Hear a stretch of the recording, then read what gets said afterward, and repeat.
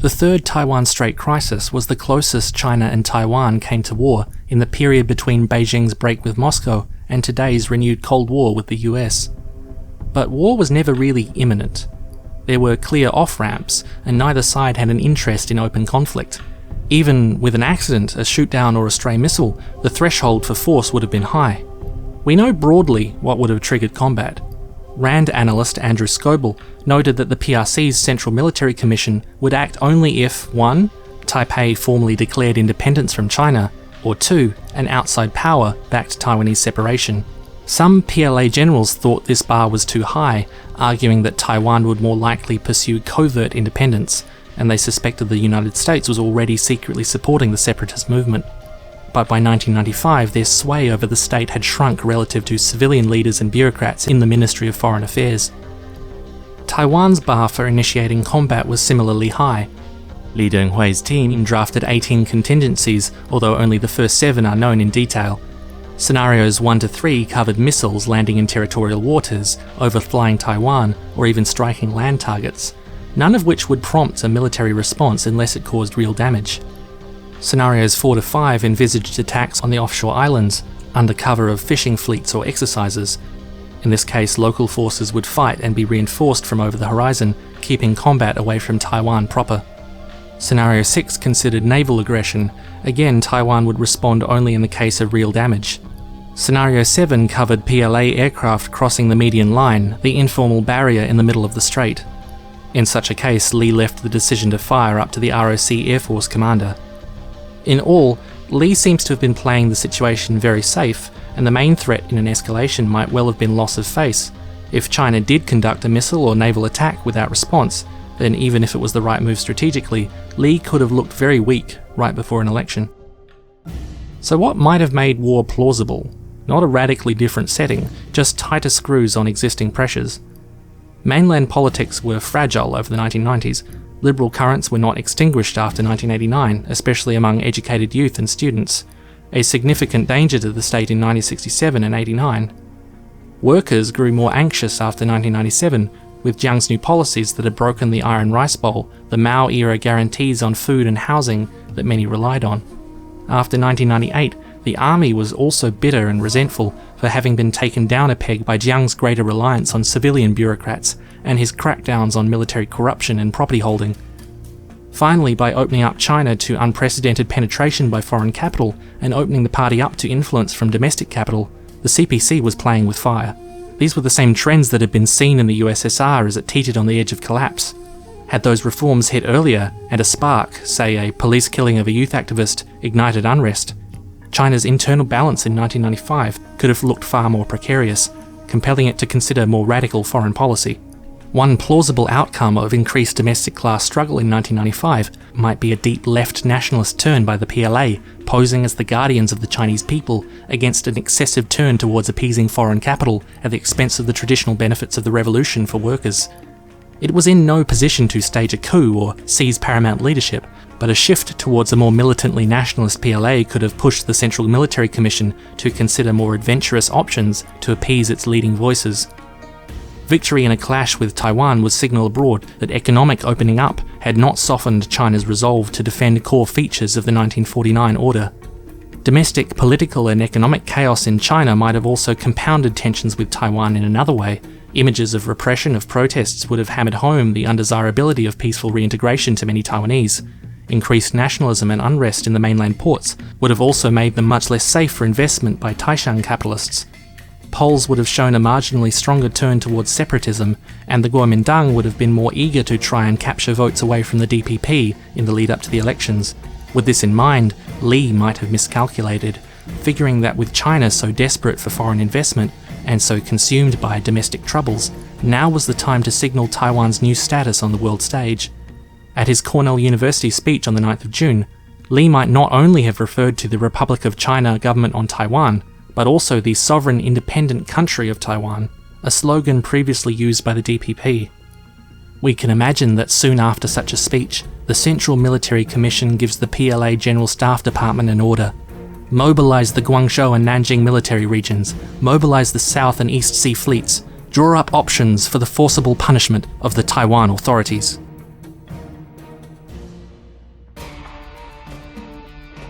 Few armies in human history have been so committed to the idea that war is a political tool as the PLA. Commanders are paired with political commissars, in part to keep operations aligned with Beijing's aims, but what would have those been in an open war? First, the war must advance reunification.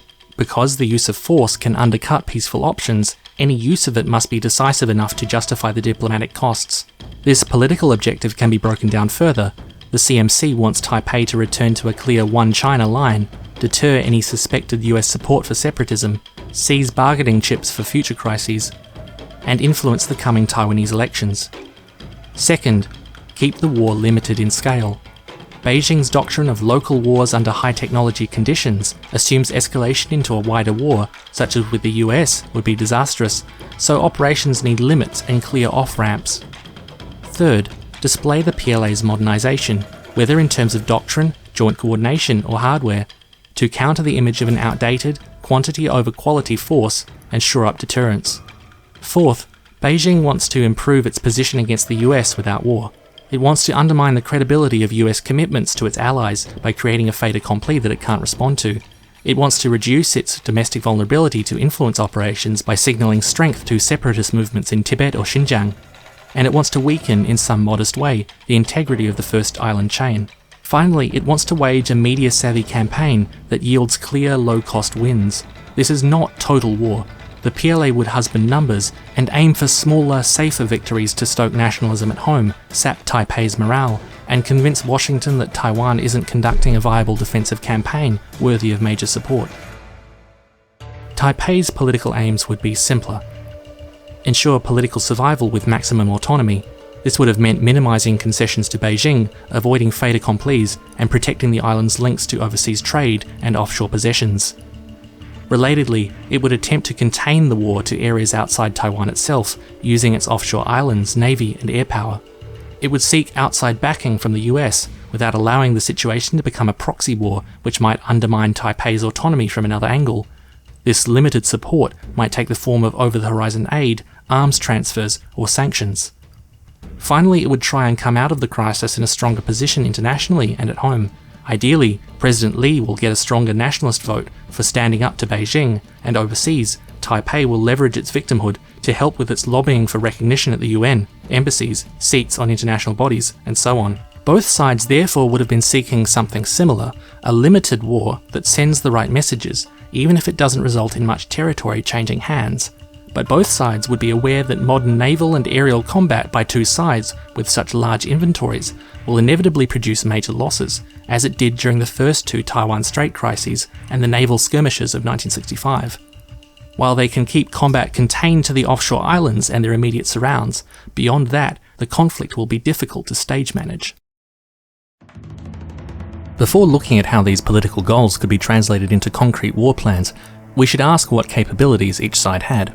Although they were taking steps to modernize, both had mass conscript armies built for total war, not the limited conflicts typical of the 1990s.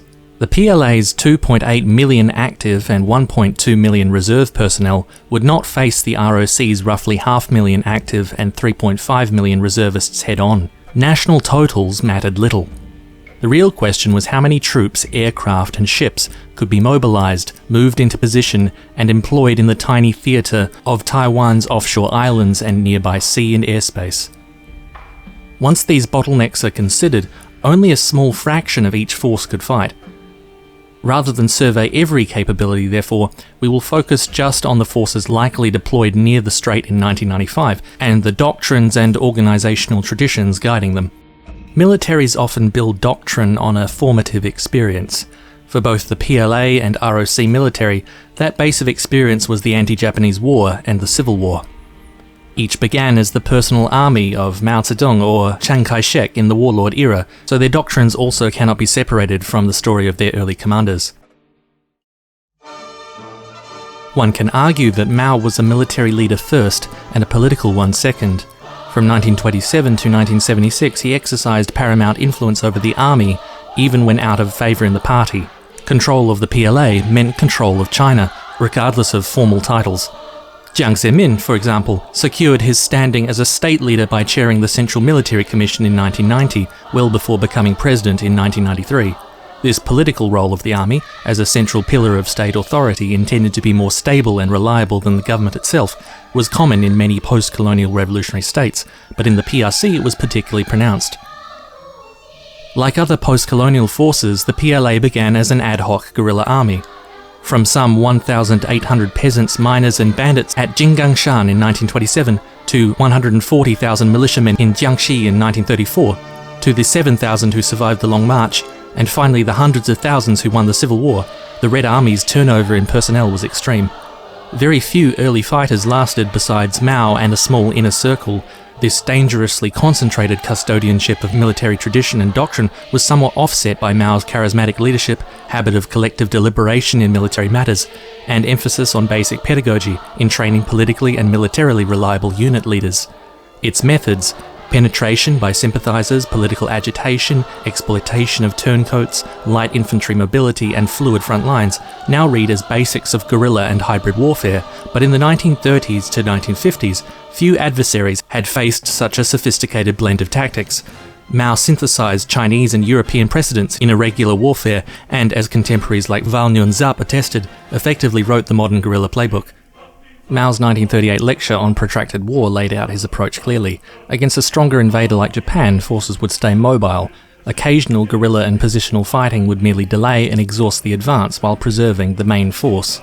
Only when the enemy advance had run out of steam and the front turned static could guerrilla warfare start in earnest, using mass infiltration to form hidden pockets in the enemy rear and take advantage of the brutalities an occupying force commits to win sympathizers in the local population. This stage would be politically delicate as the enemy could try and trade territory for a bad peace to politically split the defenders, but if political resolve held, sustained harassment would eventually weaken the enemy. In the final stage, a mixed, conventional and guerrilla offensive would break a depleted foe and decide the war. The volunteer army in Korea shows how ruthlessly effective the early PLA could be. After the US pushed to the Yalu River on China's border, the Chinese counterattacks are often described as human waves. It's easy to see why, from a GI's limited point of view, it looked that way, but the label feeds misleading tropes and makes for poor military history. Chinese forces did not overwhelmingly outnumber the UN. The real figure was pretty consistently about 10 Chinese for every 7 UN soldiers. The PLA's genius was masking its true numbers, allowing enemies to overstretch themselves, then using light infantry to cross supposedly impassable terrain and appear where least expected. This would create local numerical superiority, punch holes in the line, and allow maneuvers into rear areas to sever supply lines. The war is often called a draw, and from the North or South Korean perspective one can argue that. From China's perspective, however, its offensive was a major victory. The DPRK survived as a buffer, and a very lightly equipped force bloodied the world's most advanced army. The PLA performed similarly well when fighting across a large front in similar terrain against India in 1962.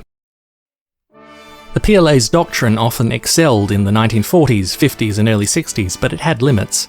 In more confined, localized wars without territory to trade, Korea's latest stalemate or skirmishes with India, the USSR or Taiwan, China could not exploit infiltration, strategic depth or cooperation with civilian nationalists. It was pushed into small contests decided by training and gear, often against better equipped neighbours. Like many post-colonial states, it had overestimated guerrilla methods, once the guerrillas had become the state. Though some generals like Zhang Aiping were geniuses of localized modern combined arms operations, PLA doctrine kept stressing a mass people's war against a land invasion that never came, and lagged in developing concepts for the more limited wars common in the late 20th century. PLA politics reinforced this. Championing mass people's war honoured Mao's innovations, fostered domestic nationalism, and safeguarded the PLA's political role. A smaller, professional force might have been more militarily effective, but would have compromised the PLA's social significance. If you've watched my previous video that covered Indonesia's military development, these problems might sound familiar, since after all, Chinese advisors in similar conditions were helping reproduce the same problems in decolonized countries around the world. Still, the PLA did undertake serious efforts to modernize. Soviet-backed heavy industrial development in 1953 to 56 yielded rapid rewards. China was, after all, joining the Stalinist fraternity of Soviet-style states. What best complements a massive bureaucracy of planners and tractor factories on every corner? Well, a big homogeneous conscript military armed with SKS rifles, T-54s and MiG-17s.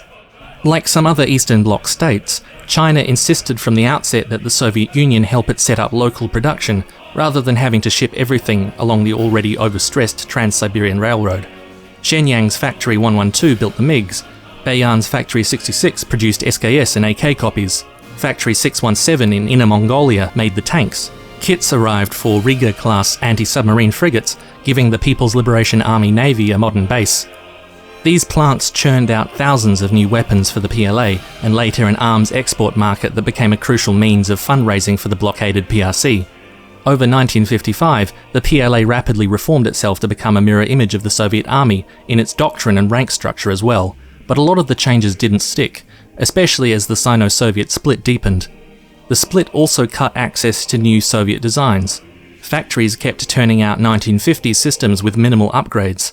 Ambitious projects like the Type 63 rifle and J-9 fighter failed due to the relatively poor organisation and skills base of Chinese R&D. Technological stagnation was compounded by an ageing, tradition-bound officer corps still enamoured of 1940s doctrine. By the 1970s, dated equipment and doctrine had turned the PLA from what had been a world-beating force into a mess in the 1979 Sino-Vietnamese War. The conflict nonetheless shows how Beijing tried to update its doctrine. Since it could hardly appeal to socialist internationalism in its propaganda, it stirred anti-Vietnamese nationalism among indigenous groups along the northern border. While this achieved some success, hybrid or guerrilla operations weren't a major part of the PLA's war effort. A conventional armoured thrust advanced about 20 kilometres into Vietnam, but Vietnam used Mao's old strategy, pulling back and preserving its guerrilla forces while allowing the PLA to become overstretched. Both sides settled into sieges of border cities. Vietnam's regulars took up the line as the guerrillas withdrew. After heavy losses, the PLA pulled back, burning villages on the way out. The war was inconclusive, with both sides claiming victory and no lasting gains. Skirmishing continued into the 1980s. Its most enduring effect inside China was to spur another round of military modernization. Deng Xiaoping already saw the PLA as dangerously old-fashioned, but his case only landed once the old doctrines and equipment visibly underperformed. Entering the 1980s, war plans assumed a two-front fight with the USSR and Vietnam, yet the PLA had struggled with just the latter. The fix was to leverage economic liberalization to restart Chinese R&D. While China had built nuclear weapons, missiles, satellites, destroyers and some new aircraft, the Cultural Revolution and lack of access to foreign technology left most programs as incremental improvements of Soviet knockoffs. Rapprochement with the West and Reagan's interest in applying military pressure along the USSR's southern border opened up access to new technology. French and US helicopters, British radars and tank guns, and other Western odds and ends. The 1980s modernization drive was piecemeal but useful. Squad-level radios, full motorization, and modest upgrades of older designs with new sensors or avionics. By decade's end, the PLA still looked like a 1960s army, but with enough new kit and ideas to perform somewhat better. 1991 was the real pivot in the PLA's modernization effort. The USSR's collapse removed the northern threat, while post-Tiananmen tensions created new concerns about Western intervention. The Gulf War demonstrated that a high-tech Western force could probably steamroll the PLA. Iraq had its own mass conscript army using Chinese and Soviet gear and was routed in days. Doctrine was refocused on so-called local wars under high-technology conditions. The People's War doctrine wasn't quite scrapped, but it was much less relevant without the immediate prospect of a major land invasion. Sanctions limited procurement once again, so modernization in the early 90s focused more on doctrine and organization. The PLA embraced operations-focused warfare, limited, carefully planned joint service actions to achieve concrete political ends, correcting an earlier bias towards strategic, attritional total war. This was paired with professionalization and downsizing, trimming the PLA's political economic roles and clarifying the relationship between the Central Military Commission and Army staff. A nascent IT sector supplied planning and joint coordination software. These were precisely the right lessons to draw, but internalizing them would take time. Translating the doctrinal shift into organizational reform and system procurement would take decades, with the fruits maturing only in the 2010s. Thus, in 1995, the PLA was still just entering a long transitional stage. This was reflected in the equipment it could have brought to bear against Taiwan. The PLA's post-1991 focus on limited, high-tech joint operations emphasized preemptive strikes by the Navy, Air Force and especially the 2nd Artillery Corps, which managed China's nuclear and conventional ballistic missile arsenal and consequently enjoyed both great prestige and close party oversight. The 1995-96 exercises began with missile tests for a reason. Rockets were China's most modern tool for reaching the first island chain, where air and naval assets would have difficulty penetrating. The 815th Missile Brigade in Fujian used the Dongfeng 15, a short-range ballistic missile introduced in 1990. With a range of about 325 nautical miles, it could hit all of Taiwan, falling just short of Okinawa, with either a 50-kiloton nuclear or 500-kilogram conventional warhead. It was China's most accurate tactical missile, but still couldn't be described as a precision weapon. It had a 50% chance of landing within just 300 meters. This was adequate for, say, bombarding a Taiwanese airbase or port, but not for tactical attacks on bunkers or weapons emplacements. Ballistic missiles were still very much a strategic weapon, and a highly escalatory one at that, meaning that their use in a war might have been limited to deterrence depending on the level of escalation. The People's Liberation Army Air Force benefited from 1980s upgrades, but in 1995 still mostly flew aircraft with their origins in the 1950s.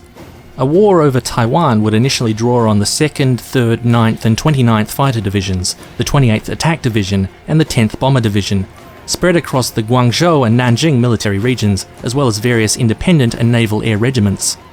Air divisions fielded between 54 and 72 aircraft each, in 3 regiments usually dispersed across several bases to reduce vulnerability on the ground.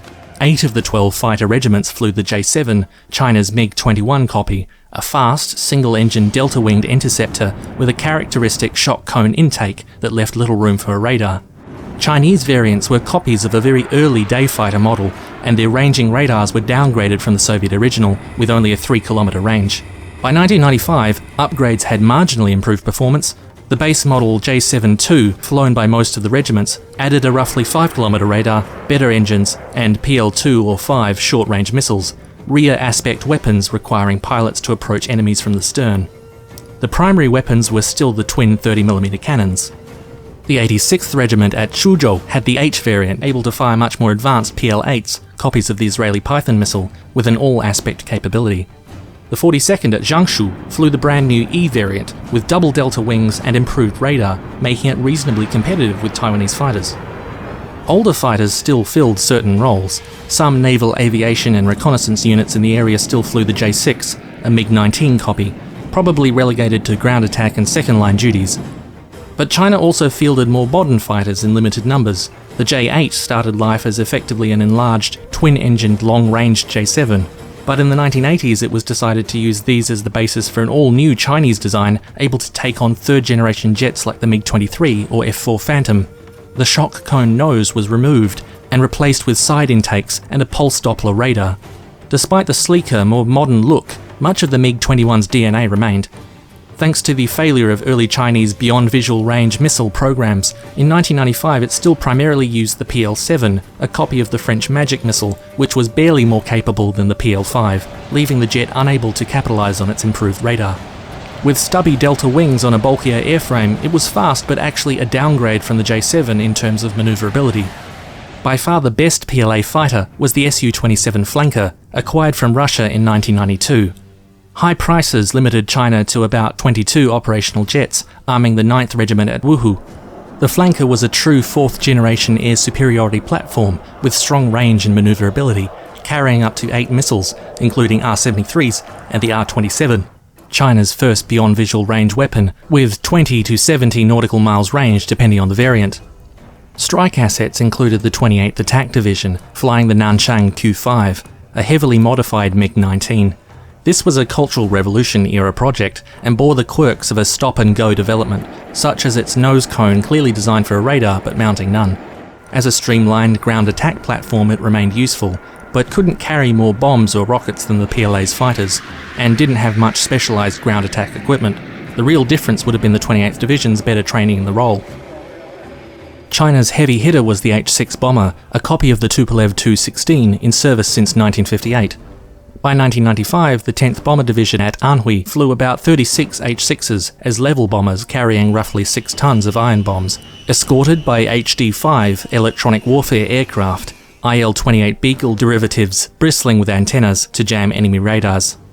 The Navy's H-6Ds on Hainan could also join in, armed with large surface search radars and YJ-6 anti-ship missiles, NATO codename Kraken, with a 54 nautical mile range. Overall, the PLA Air Force was a mixed bag. It had a tiny handful of fighters better than anything Taiwan fielded, and a large fleet of entirely obsolescent designs. Aside from prototypes, it lacked beyond visual range missiles outside its single Su-27 unit, and pilot training was widely judged to be poor. With the exception of anti-ship missiles, it entirely lacked modern precision-guided weapons to take on point targets. It wouldn't have been completely hopeless against Taiwan's Air Force, but without careful employment, it was likely to take disproportionate losses. At sea, the picture might have been different. The key PLA Navy forces in the area were the East Sea Fleet at Ningbo and the South Sea Fleet at Zhangjiang. Procurement followed the usual pattern: pick a 1950s Soviet design, tweak it, and mass produce. The Type 051 Ludar destroyer, derived from the Soviet prototype Nostroshimi, saw 17 hulls built from 1968 to 1991 with varied fits, typically 130mm guns, HY-1J Safflower anti-ship missiles, anti-air guns, and anti-submarine torpedoes, rockets, and depth charges.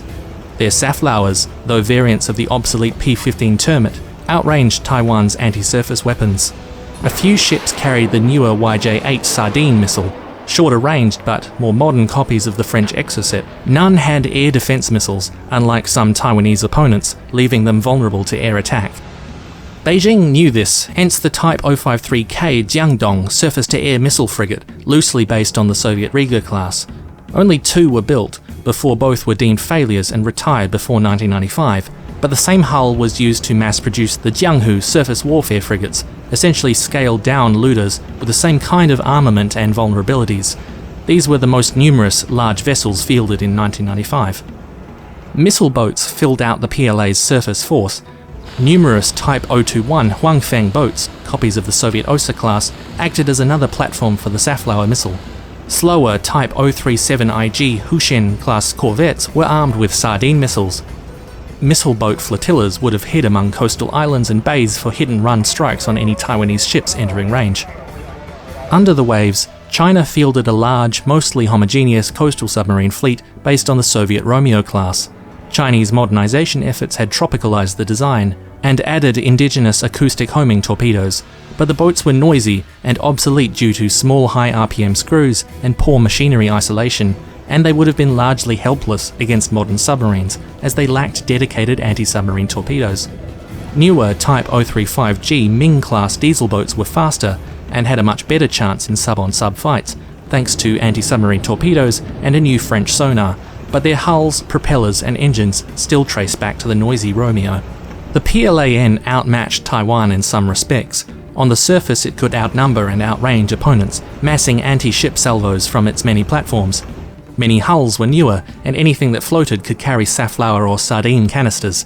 Underwater, it could also overwhelm Taiwan with numbers, but force-wide vulnerability to air attack, aircraft, missiles, and anti-submarine aircraft was a glaring weakness, tying the PLA's naval performance to its control of the air, which, as noted, might have been a tall order.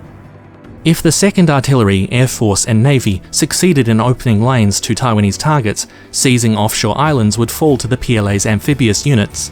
In 1995, these were comprised of a brigade-sized Marine Corps and, in the 1st and 31st Group Armies, about 4 infantry divisions, plus an armoured brigade trained for landings. Roles were likely split, with Marines working closely with the Navy to take more distant islets, and Army amphibious forces handling short hops to closer offshore islands. Lift capacity was the factor most relevant to PLA amphibious planning. In earlier crises, the PLA relied on requisitioning junks and fishing boats, some under only sail power. Indigenous landing ship designs arrived slowly and with teething problems. By 1995, the fleet was small and mixed, with total lift capacity under 10,000 troops, less than a division. An invasion of Taiwan was out of the question. Even some offshore garrisons would have been too large to take on with these numbers. Of the roughly 100,000 mainland troops in the Strait area, perhaps a third amphibious, forces would need to grab small beachheads for serial lifts or conduct island hopping among minor islets. PLA ground troops wore Type 87 woodland uniforms, steel helmets, and no body armour. Marines had a blue Type 87 pattern whose practical value was dubious. Supposedly it was to blend in with surf when viewed from the shore, but the real reason was probably just unit distinctiveness. Small arms centered on the Type 81 rifle, an improved AK derivative still in 7.62x39 that had replaced the old Type 56 SKS and AK copies. Heavier weapons included 22mm rifle grenades, a squad automatic weapon variant of the Type 81 with drum magazines, and shoulder-fired anti-tank weapons like the Type 69 RPG-7 copy and Type 89 disposable launcher. The light Type 85 SMG equipped second line and specialist units in both silenced and standard forms. Amphibious units might land with a mix of tanks, APCs and self-propelled guns depending on the island. Key assets were the Type 63 Amphibious light tank and the related Type 77 APC, the main troop carrier for amphibious mechanized units. Heavier support came from self-propelled guns and ZTZ-59 tanks, copies of the Soviet T-54. Artillery remained the PLA's main asset against the offshore islands. Bombardments in the 1950s largely used Soviet Second World War surplus, but by the 1990s heavy regiments fielded D-20 152mm guns and light regiments D-30 122mm pieces. From the 1970s, rocket-assisted projectiles extended range at the cost of accuracy. PLA and coastal artillery guns based on the 130mm M46 could reach an astounding 38 kilometers with RAP, bringing once safe islands under fire. Between the artillery divisions of the 1st and 31st Group Armies, divisional regiments and coastal batteries, the PLA likely had about 600 heavy tubes aimed at the offshore islands, plus over 300 rocket launchers, mostly PHL-81 40-tube 122mm systems based on the Soviet Grad. Such guns massed on the coast would be prime targets for the ROCAF, so air defense mattered. The eastern radar net was dense and could see most high-altitude traffic west of Taiwan. SAM coverage was thinner, as the best systems were reserved for the defense of Beijing. The mix along the front line with Taiwan included the HQ-2, a copy of the Soviet S-75 for long-range defense. The HQ-61, based on the Italian Aspide missile with a 10-kilometer range, and limited HQ-7 units for even shorter ranges, copies of the French Croatal. In addition, there were thousands of towed guns in 20, 37 and 57mm guarding artillery and facilities, as well as man-portable systems like the HN-5. On paper, this was a layered shield, but coverage didn't always overlap, leaving sizable gaps. Now let's talk about the more intangible factors in assessing the PLA. Training was generally assessed to be poor across multiple services, with little live-fire training and a focus on scripted rehearsals. Exceptions existed, particularly the artillery, missile units, and select prestige formations in the Air Force. Training based on scripted rehearsals combined with the top-heavy organisational structure, lack of squad-level comms gear, little NCO training, and doctrinal emphasis on centralised coordination would have led to a very tactically inflexible force. Logistics were historically a lot better. The General Logistics Department could sustain huge movements by rail and mobilise civilian transport quickly, but with stockpiles split by service and region outside of a small Nanjing trial, logistics were overcomplicated. In 1995, the PLA tolerated officers running side businesses such as renting out military warehouses, and this would have further clogged bases, depots and transport, especially early in a crisis. Command and control started with party organs, the Politburo Standing Committee, the Taiwan Affairs Leading Small Group, and the Central Military Commission. Political directives were translated into concrete plans by the PLA General Staff Department, and from there, orders would be issued to the East and South Sea Fleets and the Nanjing and Guangzhou military regions, with both Army and Air commands beneath them. The 2nd Artillery, on the other hand, reported directly to the CMC. At every level, commanders shared authority with political commissars. In practice, this created a system that was highly centralised, yet potentially confusing. Beijing often formed ad hoc joint groups to run operations, pulling together units with little habit of working together, and authority over only a slice of the force. Many officers might have been outside decision-making loops, or waited for explicit CMC or GSD orders before acting. Concentrating forces in the Strait likely required CMC micromanagement from Beijing, 1,700 kilometers away, compounding difficulties with communication and tactical rigidity. But there was a logic to centralized political control. The Western ideal of professional soldiery, given a relatively free remit to interpret political directives in return for keeping out of domestic politics, is not really an option for post-revolutionary states in which a military coup is a permanent possibility, either from an officer class developing propertied interests which align with a counter-revolution, or indeed a coup to defend bureaucratic privileges that might be taken away in such a counter-revolution, as occurred in the Soviet Yanayev coup in 1991. Extremely tight party control over the military at every level might not compare well militarily to the independent officer corps and joint service commands of Western states, but in many circumstances it's preferable to the alternatives that are actually on the table to a bureaucratized revolutionary state.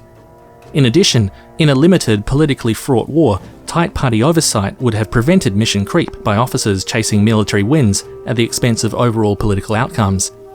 If nothing else, the PLA's command structure was likely good at avoiding unwanted escalation and officers exceeding orders. The highest operational commander in a Taiwan Strait war would have been General Zhang Wanyan, a 67-year-old veteran of the Civil War, Korean Intervention, and the Sino-Vietnamese War. One of the most successful divisional commanders in Vietnam, he rose through the ranks quickly, joining the CMC in 1992. As CMC Vice Chairman and Secretary of the General Staff, he was the obvious choice to lead the headquarters for operations targeting Taiwan.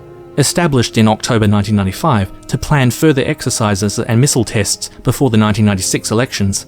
By most accounts, he was highly competent and a key driver of the PLA's shift towards leaner, more modern joint operations. His political stature and skill could mitigate some of the PLA's unwieldy structure, but he would still have been commanding from Beijing in close consultation with the CMC, and no amount of skill could fully overcome the tyranny of distance and decision by committee.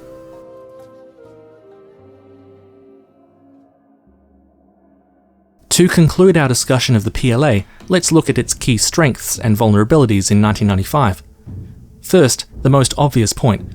With 2.9 million active personnel, 9,000 tanks, 18,000 artillery pieces, 50 major surface combatants, 52 submarines, 146 heavy bombers, and 5,400 lighter combat jets, the PLA had astronomically more forces to work with than Taiwan.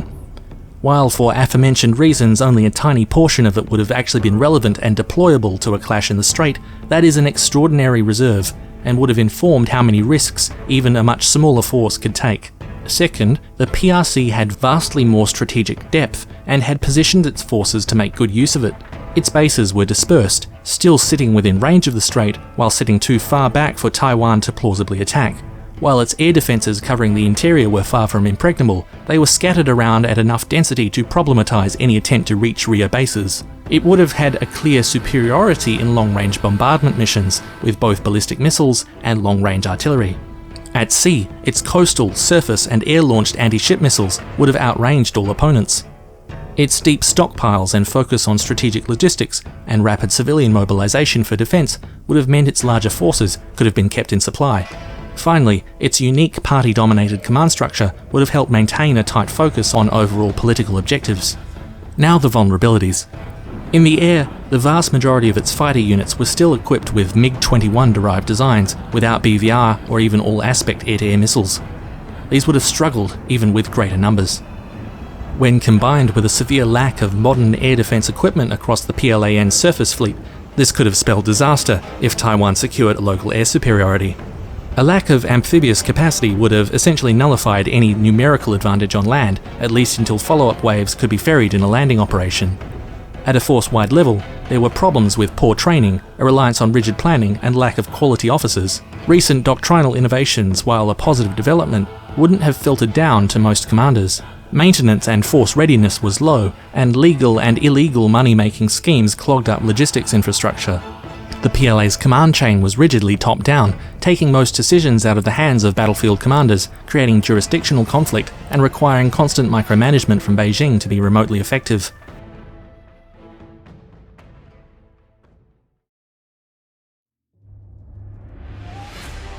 Throughout its history, the armed forces of the Kuomintang, and later the Republic of China in Taiwan, were generally more normal than those of the CPC or PRC, that is, more conventional in doctrine and faster to adopt foreign concepts, advisors and aid.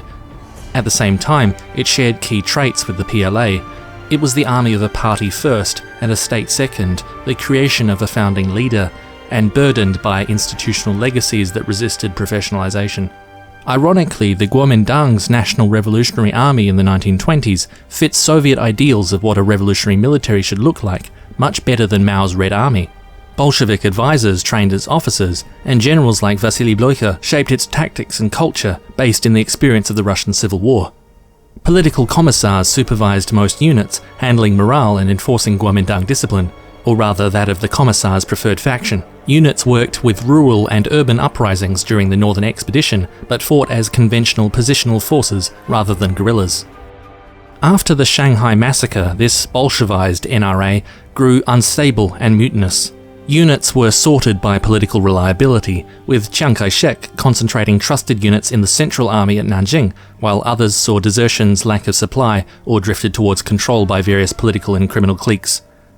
With Soviet aid gone and Chinese officers still inexperienced, Chiang turned to Weimar Germany. Despite frictions over racial rhetoric and Germany's Japanese ties after 1933, Hans von Sieck's arrival changed the picture. In exchange for advice and increased military aid, Germany received raw materials such as tungsten for its rearmament. Von Sieck helped remake the Central Army along the same lines as the Reichswehr he'd built from the ground up. A small, professional corps that could lead the 60 modernized divisions estimated to be necessary to defeat the Communists and Japan. Von Sieck's advice was also central to the success of the Fifth Encirclement Campaign against Mao. His successor, von Falkenhausen, continued to favour static attritional warfare along fortified borders. When Berlin curtailed support to placate Japan and war began in 1937, the German-trained divisions fought well at Shanghai, but by year's end many of the best units were all but destroyed. Chiang's foreign-led professionalisation effort was never adequate in scale. Deep Kuomintang corruption bled funds allocated towards defence. Many of the NRA's hundreds of divisions turned out to be hollow paper formations, and many cliques kept their forces away from the front. By late 1937, the NRA was overwhelmingly raw conscripts with minimal training. It won some early victories, such as Taiyuan in 1938, mainly by taking heavy casualties and forcing close-quarters urban fights, which cancelled out some of Japan's material advantages. Dare-to-die units used machine pistols, swords, and even bomb vests. Nationalist zeal in the face of a genocidal Japanese army partly offset poor leadership, a dysfunctional state, and scarce heavy equipment. From 1941, Western Allied support began to shift the calculus. Supplies trickled over the Himalayas, and entire Chinese formations were re-equipped in India or Burma. Chinese and Allied victories in Burma later opened a better overland route. In all, some 1.6 billion in Lend-Lease aid arrived by war's end. Most divisions stayed poorly equipped, but a foreign-equipped elite kept China in the fight. Outside of these units, however, US advisors like General Joseph Stilwell judged the NRA incompetent and corrupt, with cliques hoarding much of the best equipment. By 1944, US disillusionment had become a crisis for Chiang. John Service reported the communist-held areas were far more effective and less corrupt. Ambassador Clarence Gauss and Stilwell even considered diverting aid to Mao. Some American officers argued the communists were merely nationalist agrarian democrats. This wasn't entirely wrong, as the CPC had muted radical demands to win over the Kuomintang's base and foreign backers. Diplomat Patrick Hurley and General George Marshall tried to broker a three-way pact between the Kuomintang, communists and the US, and even cut aid to Chiang between July 1946 and May 1947 as he attacked Mao, in the hope that he would reconsider. Later American memory often blamed Marshall and other critics for the so-called loss of China, but US aid to the Kuomintang in the Civil War was still enormous. Over 1945 to 46, Chiang received $4.43 billion in economic and military aid, more than twice the value of wartime Lend-Lease. The US sent another $2 billion after the one-year freeze. Though the China Hands, the name given to the generals and State Department officials more critical of Chiang, warned against backing the Kuomintang, the US state as a whole was nonetheless reasonably supportive. But no volume of aid could save an army abandoned by the classes that backed it. By 1947, corruption, hyperinflation and misrule meant that even many capitalists and landlords preferred making terms with the Red Army. Only during the first and second Taiwan Strait crises did Washington fully embrace Taiwan as integral to US strategy. The ROC armed forces became as much a US project as a Kuomintang one. Early CIA and Military Assistance Advisory Group efforts in the offshore islands gave way to a full US garrison, the United States Taiwan Defense Command, and joint training, exercises and planning. Close oversight curbed the corruption that had once crippled NRA logistics, and the island military finally approximated von Sieck's vision of a professional Western-style force. Some NRA legacies remained. Soviet-style political officers became the General Political Department, and the active military service system, 3 years of conscription for nearly all males, was kept and strictly enforced to squeeze as much manpower from the island as possible to match the PLA.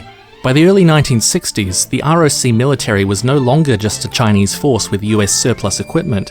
Washington provided top-tier hardware at little cost, briefly making Taiwan Asia's most advanced military. Fighter units carried early Sidewinders, U-2s overflew the mainland, Hawk and Nike batteries, cued by a new early warning network, could down PLA aircraft over the strait. Super heavy guns guarded the offshore islands.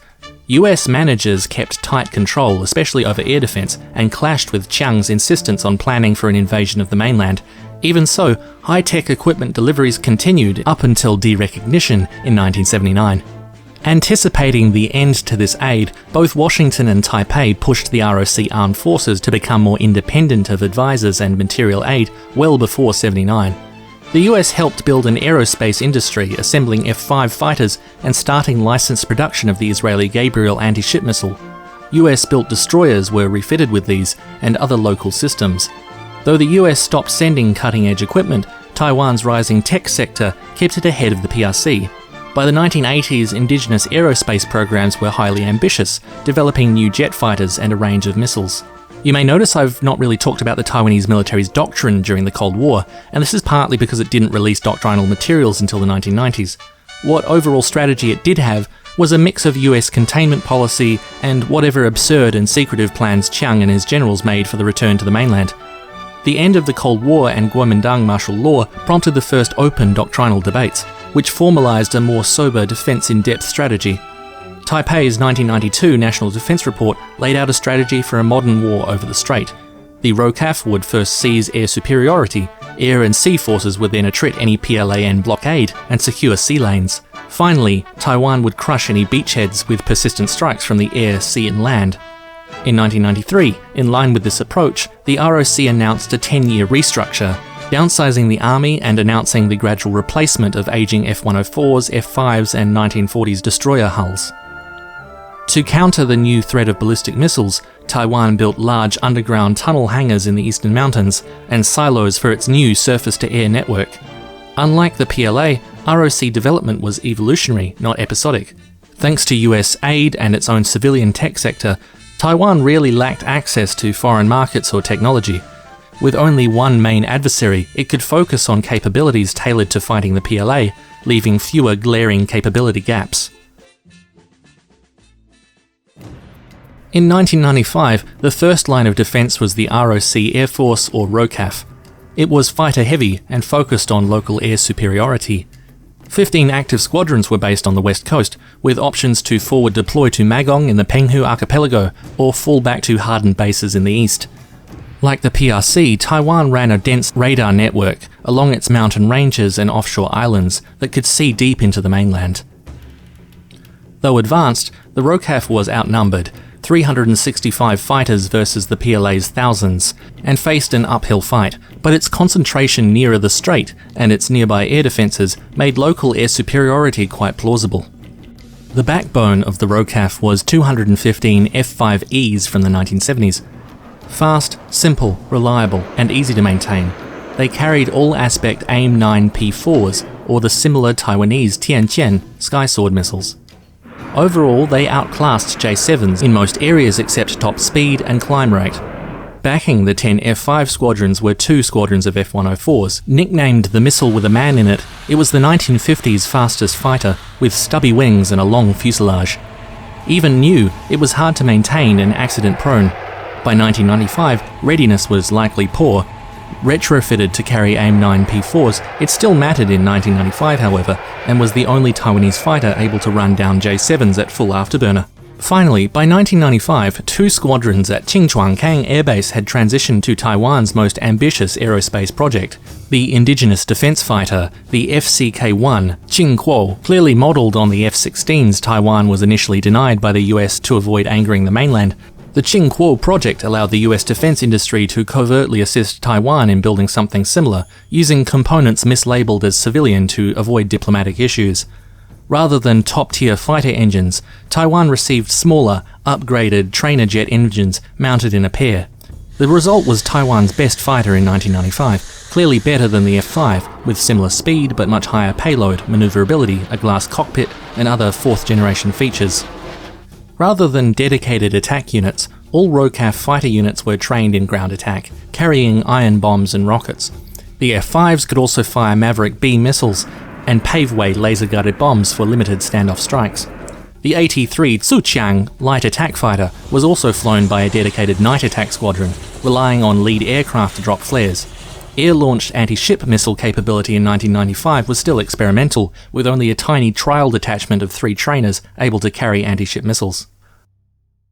Lastly, the S-2T Turbo Tracker, an upgraded 1950s carrier anti-submarine aircraft, brought sonobuoys, searchlights, magnetic anomaly detection, and an internal bay for torpedoes and depth charges. Though not cutting edge, it was well suited to hunt the PLA's old, noisy submarines if it kept clear of PLAAF fighters. Its powerful surface search radar also gave the ROC Navy its best tool to track PLA surface groups.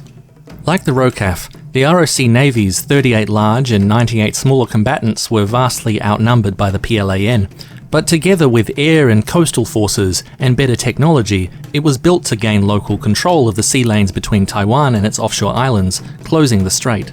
Its backbone remained World War II destroyer hulls acquired in the 50s to 70s, but these 19 Wu Chin ships, modernised Fletcher, Gearing and Allen M. Sumner classes, were very much new wine in old bottles.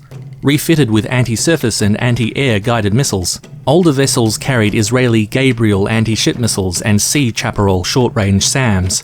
Newer Wu Chin 3 ships mounted the indigenous Seongfeng 2 and US SM-1 missile, a very effective anti-air and anti-missile weapon.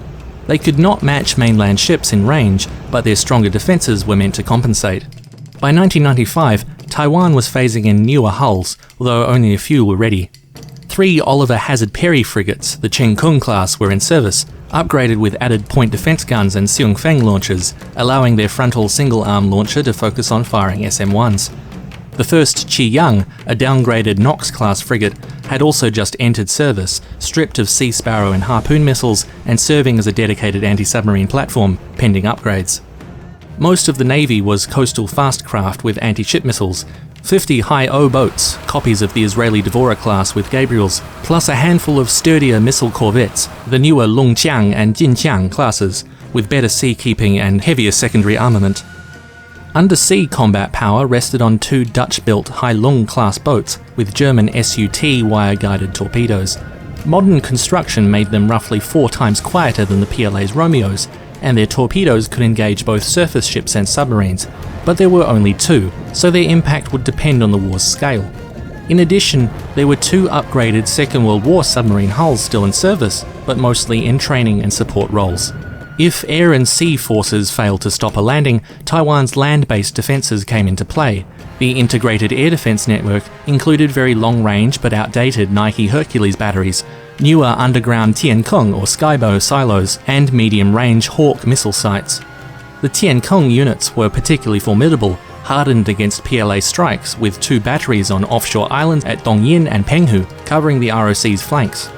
The integrated air defence system tied into Taiwan's advanced C2 and sensor networks. Shore defences were similarly networked, with short-range coastal radars watching sea approaches, plus casemated artillery and Gabriel missile batteries along key coastal sites. On the offshore islands, defences were less high-tech but still considerable. In the 1970s, multiple islands were hollowed out with bunkers, shore batteries, barracks, and even hidden underground docks.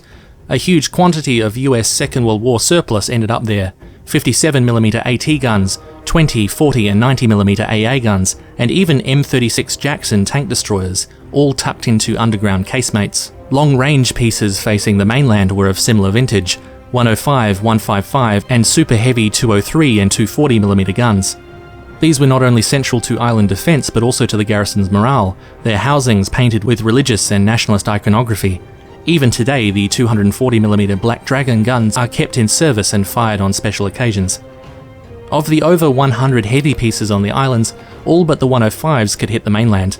I found no evidence of Taiwanese rocket-assisted projectile stockpiles for these weapons, but US World War II guns already outranged many Soviet types, so they remained competitive. Even outgunned, the emplacements were so deeply dug in that firepower alone couldn't neutralize them, Only with the PLA Air Force's procurement of precision-guided weapons in the 2000s did the bunker networks become obsolete. Most are now tourist sites. To truly neutralize the islands and unblock ports like Xiamen, Fuzhou and Ningde, China would have to land troops and clear the bunkers the old-fashioned way. If landing craft got past shore guns and minefields, they would meet garrison infantry, light armor, and mobile support weapons. Infantry came from the Kinmen and Matsu Defense Commands and the ROC Marine Corps on more remote islands. Army troops wore US-style BDUs in woodland or older olive drab. Marines wore a special tiger stripe design.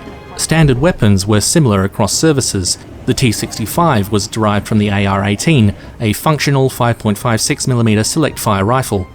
Squad heavy weapons included 40mm grenade launchers, the FN Mini-Me, and M72 Law disposable anti-tank launcher. This was standard NATO-style kit with some high-tech Taiwanese additions like passive night vision monoculars and weapon sights. Taiwan's elite were its Special Operations Forces, its airborne and the 101st Amphibious Reconnaissance Battalion. The ROC had long emphasised special forces, specialising in commando raids in the 1950s and 60s. The 101st ARB selection was pretty showy, involving shirtless crawls over hot coals and other tough guy contests, which doesn't necessarily translate into anything meaningful in combat. Nonetheless, in war they could likely have staged infiltration missions from Kinmen using small boats from underground harbours, scuba gear, demolition charges, and silenced SMGs. The larger islands like Kinmen also fielded mobile armour and artillery, such as M41 Walker Bulldogs, somewhat obsolete light tanks with 76mm guns. In response to PRC moves in July 1995, other mobile units were sent to Kinmen as a deterrent, including M60A3 tanks, Chaparral SAM units, and Kungfeng multiple launch rocket systems. To briefly cover the soft factors in the ROC's military power, the Air Force and Navy would have been better trained than their mainland counterparts, but ROC infantry were primarily conscripted garrison troops. They trained for marksmanship under fire, counter-infiltration, and anti-landing operations, and might have fared poorly if forced into unrehearsed situations. Allied partners generally found soldiers and NCOs competent but unimpressive, while their top-heavy officer corps was often a hindrance. Nonetheless, Taiwan benefited from an advanced C2 comms and sensor network, with information funneled to an underground mountain headquarters under Hengshan, north of Taipei. Force structure followed international trends towards integrated joint service operational commands. Policy from the President and National Security Council was interpreted by the General Staff Headquarters, where the 3 service chiefs sat under the Chief of the General Staff. Offshore district defence commands stayed linked to the GSH via undersea lines and high-frequency radio. Having the head of the national military also serve as the main operational commander in a war is usually unwise, blurring strategic and operational level decision-making, but for a military built around one kind of fight in one theatre near its borders, it's a defensible way of structuring things. During the crisis in 1995, the GSH chief was General Luo Bin Li, a recent appointee. He was of the same generation as General Zhang Wanyan, and also a veteran of the late Civil War, but he had not held combat command for a very long time, having led Taiwan's military logistics service before GSH. He was the first GSH CO who had not been a service chief, likely because he backed President Lee's reforms and officer corps reductions. In the real Strait crisis he led from the front, quietly touring island garrisons to bolster morale and urging deployment of new missile, rocket and tank units to Kinmen as a deterrent to ballistic missile attacks. His record suggests he would prioritise basics, like keeping the offshore islands well sustained and with enough force to counterattack, and he might have been readier than the political leadership to escalate.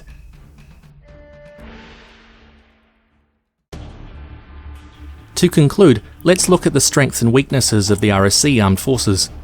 First, it had had 40 years to fortify a small group of islands.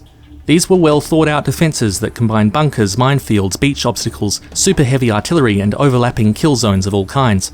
Close to these fortified areas, Taiwan had clear advantages. It also had an advanced and very long-range air defence network that covered key approaches. Static defences may not have been impregnable, all of them could be reduced eventually, but they might not have needed to be impregnable. They made certain avenues of attack simply not worth the losses.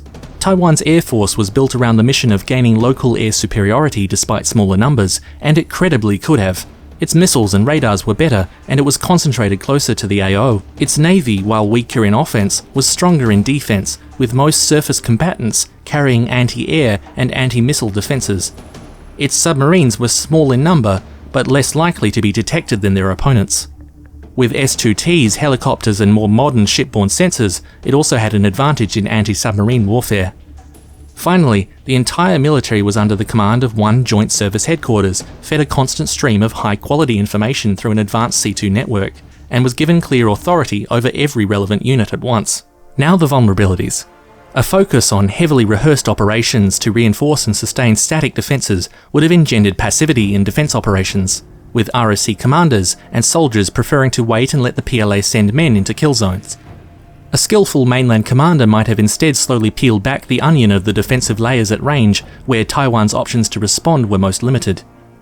While the air defence network was advanced, until the acquisition of Patriot batteries in 1997, it couldn't handle ballistic missiles, leaving the ROC with no answer to this threat besides trying to hide its assets underground. All of its forces were outnumbered by the PLA, being vulnerable to becoming overstretched or overwhelmed by attacks from multiple directions. Its officers, NCOs and training were considered subpar and top-heavy, and this would have compounded issues with tactical passivity and inexperience with joint operations. Finally, its offshore islands and even Taiwan itself would be extremely vulnerable to a blockade. While the PRC might not have had time for such a siege given the looming threat of US intervention, even in the short term, isolation could easily degrade its garrisons and prevent reinforcement. In analysing the terrain of the Taiwan Strait, we'll start by zooming out to the strategic level, before looking closer at the ROC's offshore islands. Decades of confrontation created legal and de facto lines neither side usually crossed. PLAN vessels avoided Taiwan's 12 nautical mile territorial waters. Taiwan, needing to resupply its offshore islands, was generally allowed into mainland waters along carefully monitored lanes. Each offshore island also kept a 2 to 5 nautical mile exclusion zone of its own. Taiwan's air defence identification zone extended far beyond its territory, too far to be practically enforceable, and in the 1990s, both sides mostly kept aircraft to their own side of an informal median line halfway across the strait.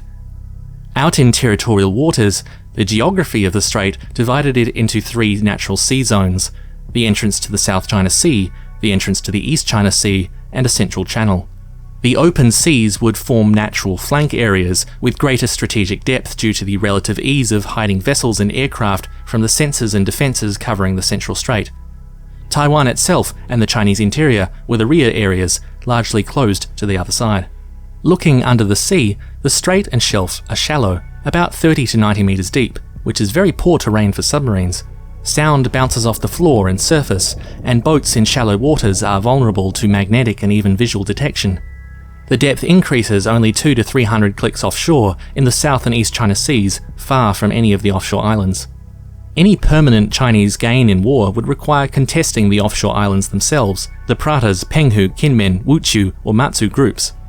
Looking at each shows why some were likelier targets than others. The Pratas sit on a large atoll. Dongsha is the only major island and Taiwan's isolated South China Sea outpost. Horseshoe-shaped, flat and sandy, it could not be tunnelled like the other islands, so ROC Marines used concrete and sandbags to create protected walkways between the fortifications. Officially a civilian fishing management station, it had piers and buildings used by fishing boats and was the least mined of the islands. Even so, it bristled with beach defences and 5 fortified strongpoints linked by covered walkways, each with open-topped concrete turrets mounting 20, 40 and 90mm AA guns, plus mortar pits and 75mm pack howitzers, the main long-range weapons. A long airstrip supported resupply and possibly S2 sorties. A chaparral section was added sometime before 1995.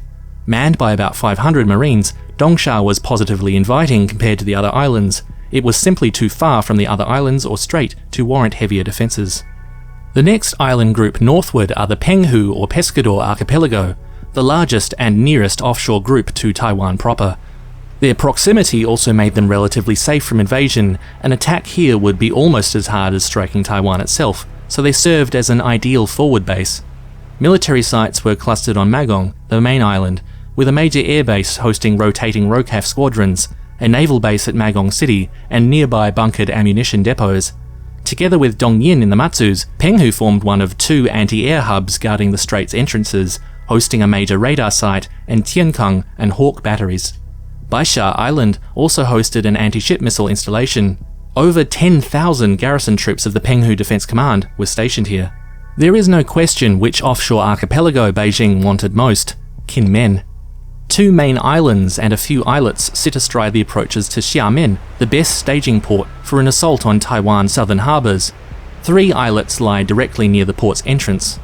Dongding, little more than a fortified lighthouse with trenches, a naval radar post and a resupply path to a small pier, held 1 rotating company of troops. Erdan had another company and 2 entrenched M36 tank destroyers. Dadan housed a reduced battalion on 2 hilltop outposts, plus a casemated 155mm battery covering Xiamen Harbour.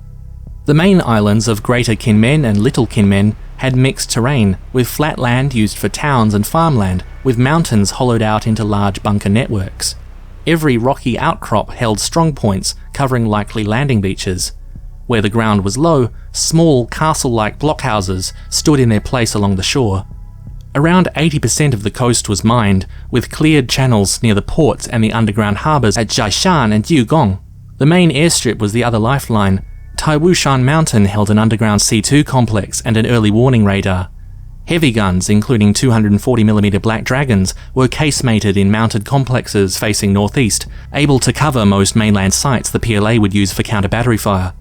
Even if the PLA landed, it faced some 25,000 troops of the Kinmen Defence Command, an absurdly large peacetime garrison for such small islands, but a very effective deterrent. In the middle of the strait lies the Wuqiu Islands, windswept, heavily militarised rocks that take the brunt of any bad weather. Morale in the 500-man marine garrison was chronically low.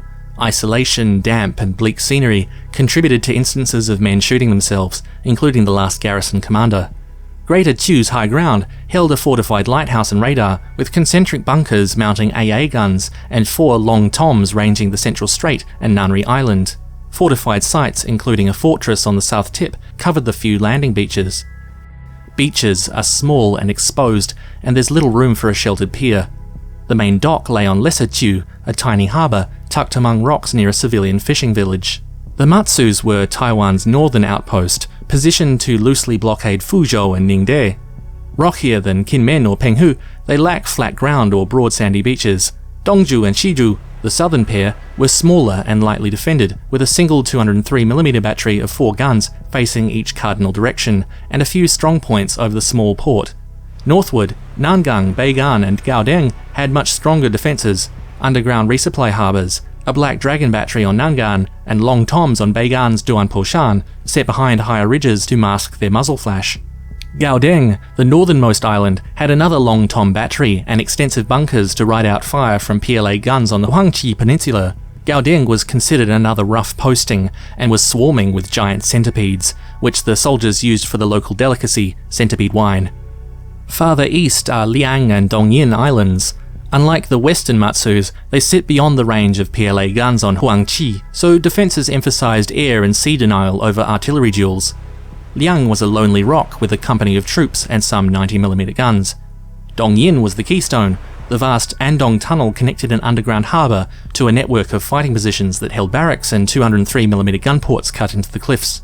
The complex also held a siloed Tiankong missile battery, arguably the Matsu's most important defensive site, placing the other islands under its protective anti-air umbrella. Based on geography, gun ranges and known sites, we can map likely PLA artillery and embarkation sites around the islands. Around Kinmen, artillery and AA units would dot every coastal field within range, covering Xiamen Harbour, the likely port of any nearby PLA fleet. Wuqiu could only be hit from Nanri Island, with a landing force likely sailing from the military boat harbour at Mulan Brook. Opposite the western Matsus, aside from possible 130mm guns at Jinfeng, only positions along the Huangqi Peninsula could reach ROC targets. Now that we understand the defences and terrain of the offshore islands and surrounding area, we can properly comprehend the enormous challenge facing any PLA attack.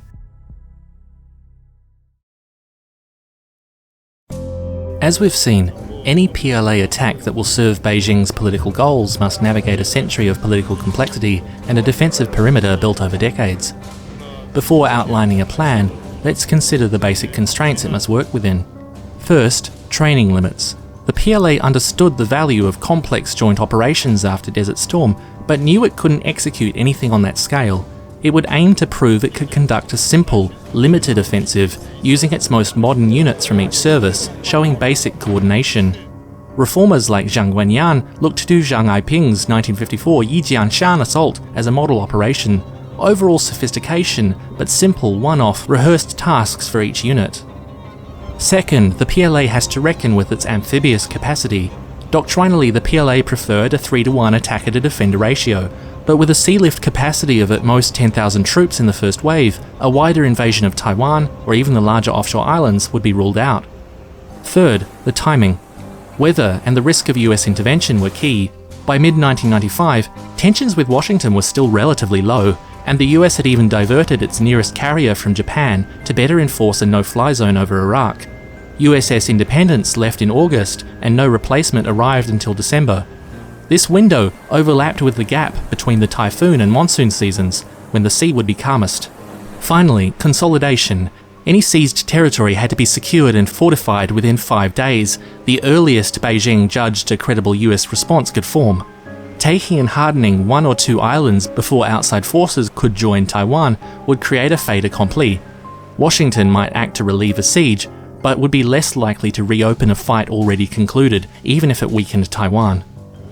With these parameters in mind, we can now make an educated guess as to what General Zhang's war plan for the PLA might have looked like. D-Day for the operation will be the 24th of October 1995, the last new moon before the monsoon season, as well as after USS Independence left for the Gulf. The PLA has tracked other US carriers and expects no reinforcements for months. An October start date also gives 4 months to prepare under cover of the August amphibious exercises. The targets will be 3 of the least defended islands, the Wuqiu Group and Dongding Islet south of Kinmen, outside the umbrella of land-based air and sea defences. Wuqiu was an obvious choice.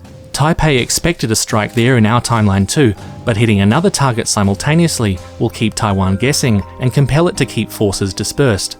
The combined garrison of some 700 men is small enough to be taken simultaneously in a single amphibious push, avoiding complex island hopping, retasking or ferrying, and letting each unit execute a single well-rehearsed objective. This wouldn't suffice to prevent a potential blockade of Xiamen, Fuzhou and Ningde, but the PLA couldn't risk storming Kinmen or the Matsus. It would settle for clearing ROC auxiliary bases in the strait. That would still weaken Taiwan militarily, eroding sensor and shore battery coverage that threatened PLA maneuvers, and also politically. It would demonstrate that where China struggled to take single islands in the 1950s, in 1995 it can take 3 at once. The move could reinforce a long-standing view in Washington that defending the offshore islands wastes resources and distracts from the defense of Taiwan proper. By seizing 3 weaker islands now, Beijing may create the military and political conditions to sidestep or later capture the strongest. The landing operation can be broken into 7 phases. First, shaping operations over August and early October. The PLAN will normalise close approaches to ROC islets and declare large exercise boxes that slightly overlap Wuqiu's 4 nautical mile and Dongding's 2.5 nautical mile exclusion zones. These will test ROC detection and response times, and provide cover to hydrographic surveys, swimmer reconnaissance to map minefields, seaborne observation of shore defences, and overflights by JZ-8 photo recon planes. The maritime militia will push fishing boats closer and then pull them back before hitting minefields or drawing fire. The routine appearance of small radar contacts around the islands will dull defenders' reaction time when a real landing appears. Taiwanese efforts against the maritime militia can be cast as Taiwan harassing civilians, and the more it protests diplomatically, the more this will turn into background noise in Washington.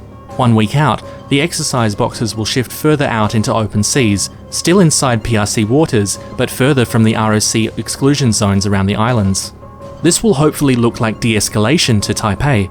Surface operations will be minimal, only a few survey vessels to identify the undersea communications cables leading to the islands. But under the sea, combat divers will slip into the exclusion zones to place acoustic pingers leading to clearance channels through the minefields, speeding up future minesweeping operations. Farther out to sea, Ming-class submarines will lay mines on approaches to Wuqiu and Dongding. Not a full blockade, but once armed, the mines will force ROC ships to clear lanes or use routes covered by submarines and mainland defences. Over the day before the landings, maritime militia bottom trawlers will accidentally cut Wuqiu's cable. Not Dongding's, as 2 comms blackouts would alarm Taipei. East Sea Fleet units will move towards Wuqiu, while South Sea Fleet ships approach Dongding from the southwest. screening mine layers and jammers on converted landing ships. Final checks will take place to confirm no new ROC mine layers or fast attack craft have neared the islands. If not, the operation will proceed. Just after dusk on the 23rd, massed fires will open up. Artillery at the Wubito Peninsula and South Sea Fleet ships will strike Dongding, while batteries on Nanri Island, East Sea Fleet ships and aircraft will hit Greater Chu. The majority of the mainland artillery and missile units will not open fire. Rather, the 2nd Artillery will stand by to threaten the air defense sites at Dongyin and Penghu, while the 1,000 or so mainland artillery pieces will deter counter-battery fire from Kinmen or the Matsus. Overhead, a fighter screen will patrol inside PRC airspace, avoiding the ROCAF units behind the median line unless necessary. Once Wuchu's Long Tom battery is suppressed, minesweepers will finish clearing a narrow channel pre-marked by earlier hydrography and dive teams. H-hour is set for midnight at peak darkness and a slack tide. Suppression, low visibility and comms disruption will hopefully delay defensive fire on the landing fleet until the first wave is almost ashore. With the PLA and Marines in reserve for a possible move on Dongsha, PLA ground forces amphibious formations will take the lead. 1 battalion of the 91st Motorized Division will take Dongding, while 2 from the 86th take Wuchu. Both will be supported by engineers and Navy landing specialists. The landing beaches at Wuchu and the pier at Dongding are tiny, and only a few landing ships will be able to unload at a time, so cycling must be rapid. By dawn, follow-on lifts will bring manpads, mortars and materials for constructing defences, making an ROC counter-landing unattractive. During daylight, the PLAN ships will hug the mainland SAM and fighter umbrella, yet their range will still deter long-range naval probes. Over the next 5 days, the priority will be deterrence and denial, avoiding giving Taipei a clean opening to retaliate or conduct a counter-landing. Diplomatic and military signals will set red lines while avoiding unnecessary clashes. If the ROC does escalate, say to strikes on the mainland, several contingency plans will activate, such as a PLANMC grab of Dongsha, or heavy bombardments to suppress Kinmen and the Matsus. Beijing will present Taipei with a stark choice: accept the loss of 3 small islets now, or risk wider, costlier losses. By the time Washington overcomes distance and political inertia, the facts on the ground should be set. How would Taipei have responded to such moves? We already know a basic outline from historical sources. It would have been passive in the face of certain air, sea and missile threats, but drawn a hard line at any landings, opening fire when these seemed inevitable. Doctrinally, this was to be then followed up by an attempt to seize air superiority, then launch naval attacks, and finally defeat a landing at the beachhead by combined arms. But this was just a vague gesture at a plan. We don't know how it would have been put in concrete operational terms. The problem was that Taipei faced so many possible threats that its initial response could only be fairly passive and ad hoc, partly why it relied so heavily on fortifying everything. It gave time to work out the situation and craft a concrete plan. Still, we can make an educated guess as to what kind of plan the ROC would have had. Upon receiving word that a PLA action had crossed Taipei's red lines, most likely a landing attempt, every island defense command would be put on alert, but would probably hold fire unless further orders were received, or PLA vessels entered their exclusion zones.